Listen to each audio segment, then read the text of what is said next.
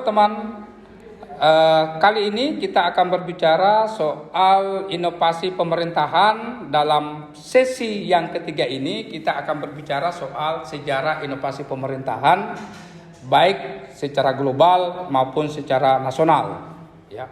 Inovasi pemerintahan ini adalah salah satu konsep yang memiliki sejarah panjang, ya, dari pelacakan beberapa referensi yang saya lakukan. Ya.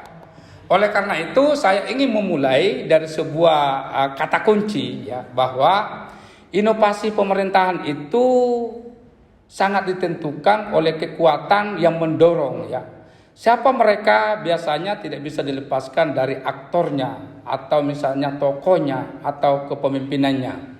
Nah, pemimpin itu adalah salah satu kunci yang bisa melakukan sebuah perubahan atau bisa melakukan sebuah konsep inovasi dalam tata kelola pemerintahan.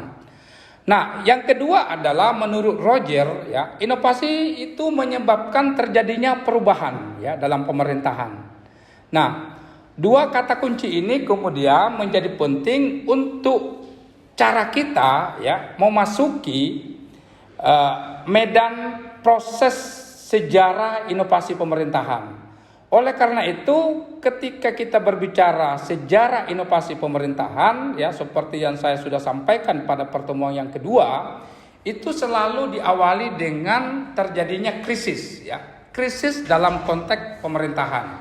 Nah, apa saja yang menjadi krisis itu, ya, menurut Hillman, itu pertama adalah ketika masyarakat itu tidak percaya terhadap kinerja pemerintahan. Nah, itu yang pertama. Jadi krisis terjadi karena masyarakat itu tidak percaya terhadap eksistensi pemerintahan.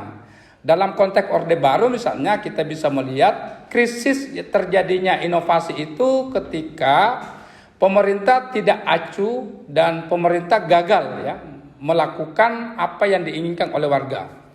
Nah, yang kedua adalah keadaan yang memaksa agar pemerintah itu bertindak. Nah, ini penting, ya, untuk kita perhatikan bahwa inovasi itu rohnya adalah ada di, kalau bukan di masyarakat, memang ada di kepemimpinan. Nah, yang kedua adalah perlu diselesaikan persoalannya secara tuntas dan cepat. Nah, ini yang kedua. Yang ketiga. Nah, jadi kalau kita belajar dari sisi hal ini, maka kita bisa mengatakan bahwa 3 poin inilah yang kemudian menjadi dasar terjadinya krisis. Dan krisis itulah yang kemudian diharuskan oleh pemerintah dalam rangka untuk melakukan inovasi. Nah, itu sejarah yang pertama. Nah, yang kedua adalah yang perlu kita perhatikan adalah tahapan, ya, tahapan inovasi dalam pemerintahan. Ya, saya misalnya mengutip, ya, tulisannya Stonka dalam bukunya Sosiologi dan Perubahan Sosial, ya. Dia melihat itu ada 2 tahapan paling tidak, ya. Pertama, tahapan inovasi adalah ada orang yang memiliki ide baru, ya, atau inovasi. Nah, kemudian ide baru ini ada 2 kemungkinan. Pertama, bisa diterima, dan yang kedua bisa ditolak. Manakala itu diterima, maka inovasi itu akan berlanjut bagaimana proses itu dikomunikasikan. Ya. Nah, proses itu dikomunikasikan, kemudian kalau sudah dikomunikasikan, lalu bagaimana inovasi itu disebarkan. Jadi ada tahapannya, ya.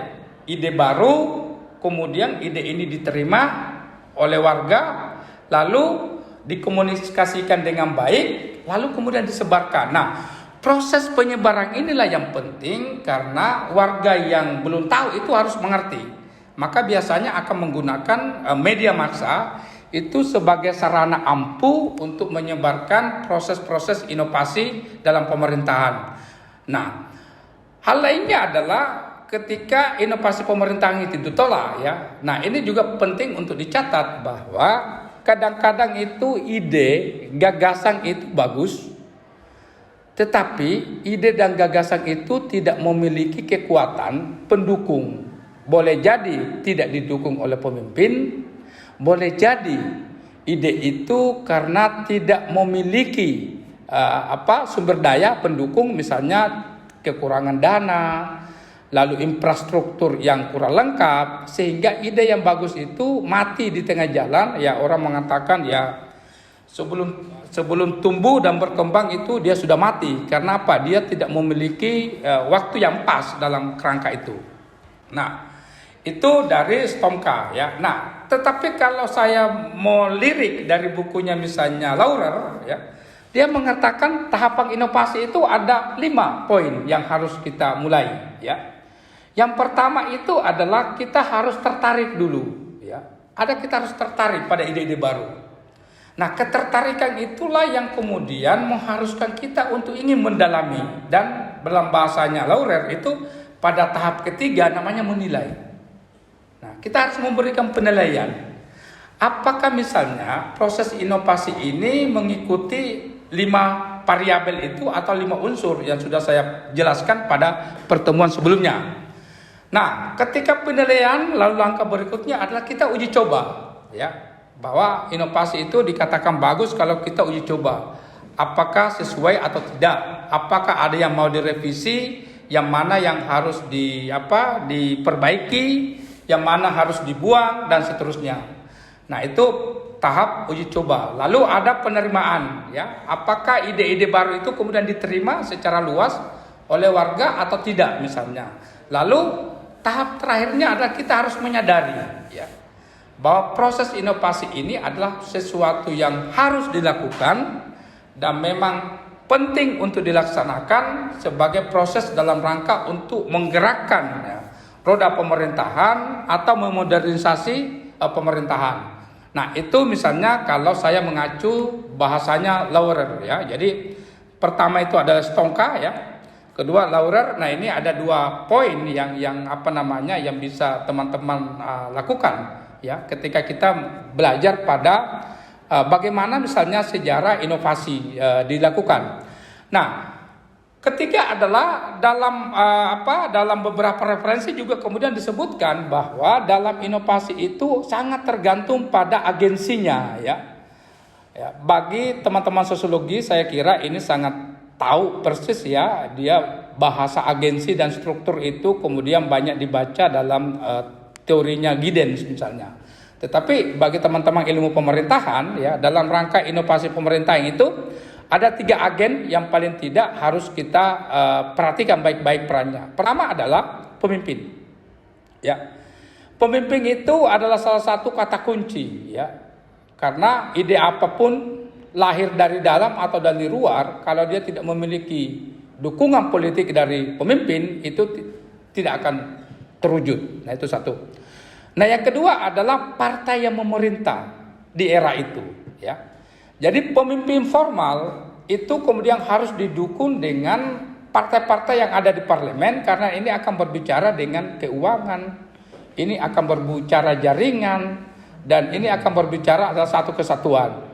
Dan yang terakhir adalah NGO. Nah, ini juga menarik untuk kita lihat ya, bahwa di beberapa hal ya, inovasi pemerintahan itu ya secara historis itu kemudian keterlibatan NGO itu dalam konteks kerjasama pemerintahan untuk melakukan perubahan itu juga sangat signifikan. Nah, itu yang hal yang harus diperhatikan. Nah, pada poin-poin berikutnya saya ingin menjelaskan soal sejarah inovasi misalnya yang ada di beberapa negara ya. Misalnya di dalam slide yang saya unggah di pertemuan ketiga ini ya, saya mengambil beberapa contoh. Misalnya bagaimana sejarah inovasi di Kuba ya, di negara Kuba di Amerika Latin ya. Kemudian inovasi itu muncul karena 2 hal ya katanya. Satu adalah ada melalui revolusi ya, perubahan yang cepat ya. Perubahan yang cepat itu kemudian dan proses inovasi yang melatarinya kemudian menghadirkan apa? Sejarah perjuangan inovasi ya. Jadi ada 2 hal ya. Ada karena memang revolusi sosial yang mengharuskan ini terjadinya perubahan. Kemudian pada level yang lain itu terjadi juga inovasi. Ya, ada langkah-langkah yang dilakukan dalam rangka untuk melihat ya bagaimana sejarah perjuangannya di Kuba. Nah, itu yang satu.